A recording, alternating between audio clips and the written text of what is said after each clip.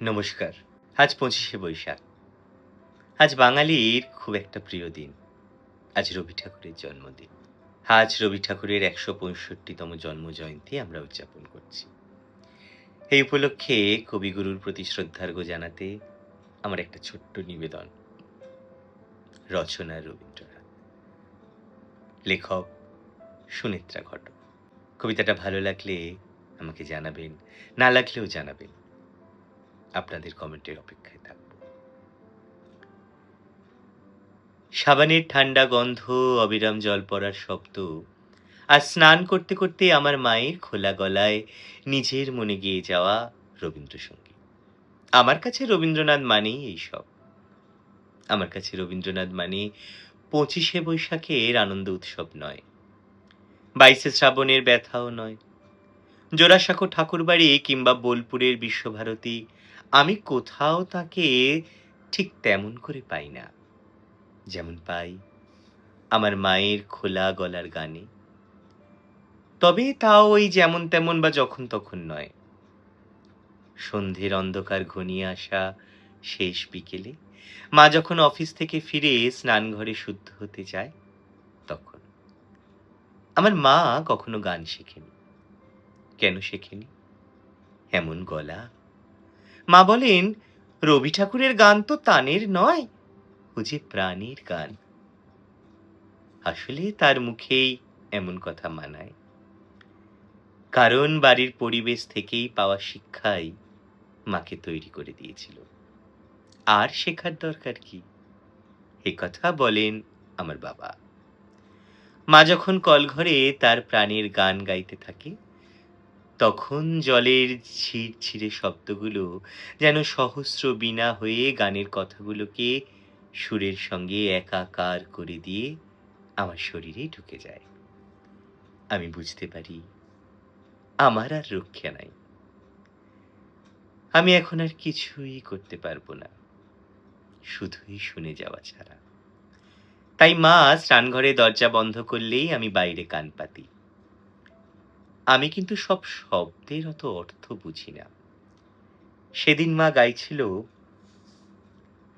যা হারিয়ে যায় তা আঁকলে বসে রইব কত আর, আর পারিনে রাত জাগিতে হে নাথ, ভাবতে অনিবার। অনিবার, অনিবার শব্দের অর্থে এসে আমি হোঁচট খেয়েছিলাম। আর মা বোধহয় সব কথাগুলো জানা না থাকায় ঘুরে ফিরে ওই দুটো লাইনই বারবার গাইছিল।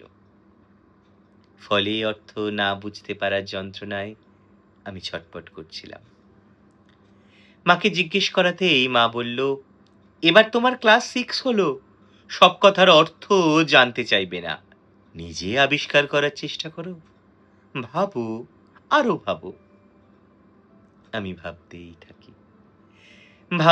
থাকি, কুল কিনারা পাই না। মা বলে, তুমি সত্যি ভাবছো, একটুও না থেমে? আমি বলি, সত্যি ভাবছি মা, নন স্টপ। মা বলল, নন স্টপ ভাবতে পারছো, আর ভাবতে অনিবার এত কঠিন হলো বোঝার পক্ষে? স্কুলে আমরা অনেক উঁচু ক্লাসে এসে বাংলা পড়তে শুরু করি, তাই শক্ত কথা এসে বারবার মুখ থুবড়ে পড়তে হয়। কিন্তু আমার মায়ের গান আর রবীন্দ্রনাথ, এই দুইয়ে মিলে আমার স্টকে এখন অনেক বাংলা শব্দ। সেই অর্থে রবীন্দ্রনাথ কিন্তু আমার মাস্টার মশাই, এমনকি আমার ডিকশনারিও। কিন্তু শুধুই তাই নয়, রবীন্দ্রনাথ আমার কাছে আরো অনেক কিছু। আমার মায়ের একটা প্রিয় গান, কাঁদালে তুমি মোরে ভালোবাসারই ঘায়ে। দু একদিন পরে পরে এই মায়ের মুখে গানটা শুনতে শুনতে এই গানটাও আমার এমন আপনার হয়ে গেছে যে এর থেকে যে আলাদা কোনো মানেও থাকতে পারে, তাই আমার মাথায় আসেনি।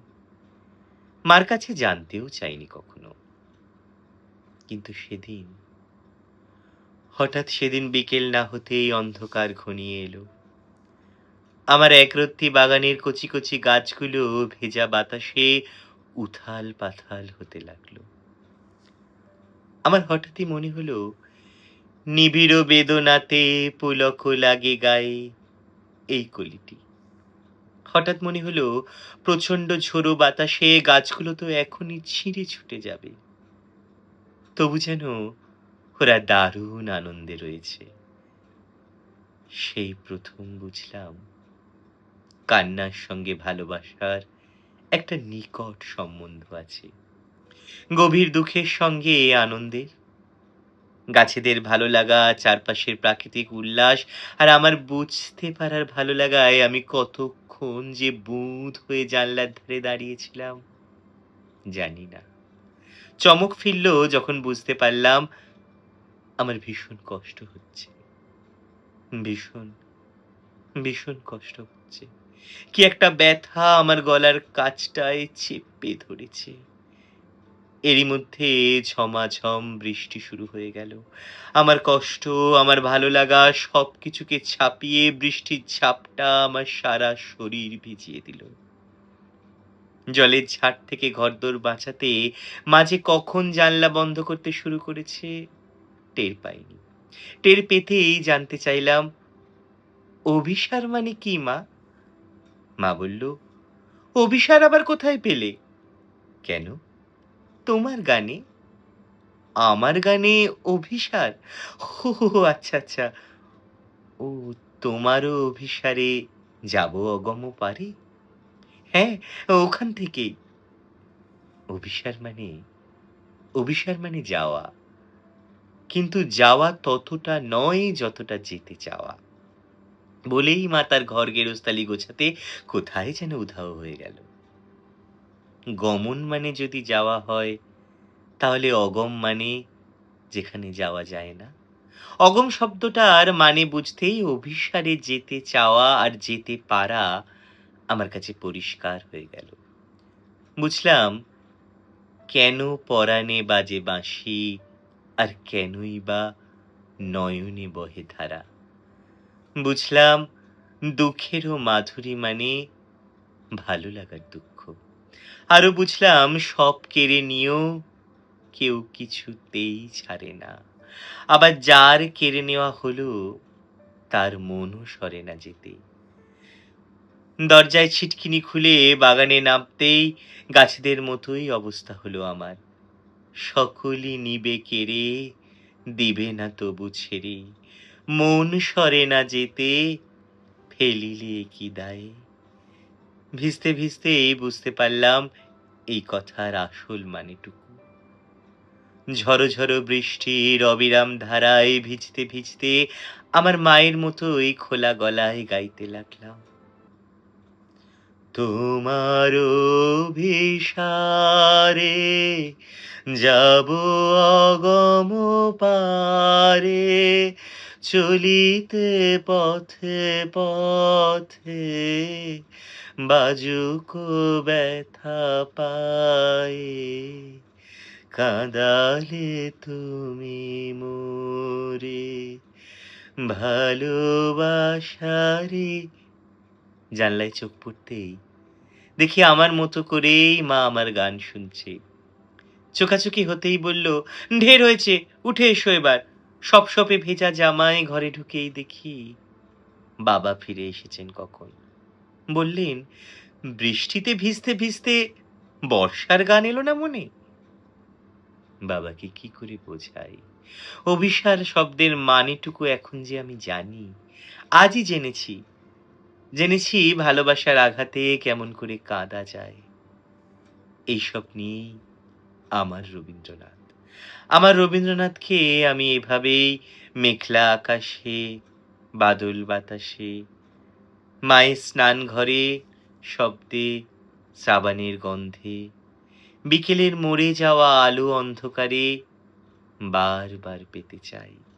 বছরের পর বছর, প্রতি বছর, যত দিন যাবে এভাবেই থেকে যাবে আমার রবীন্দ্রনাথ। নমস্কার।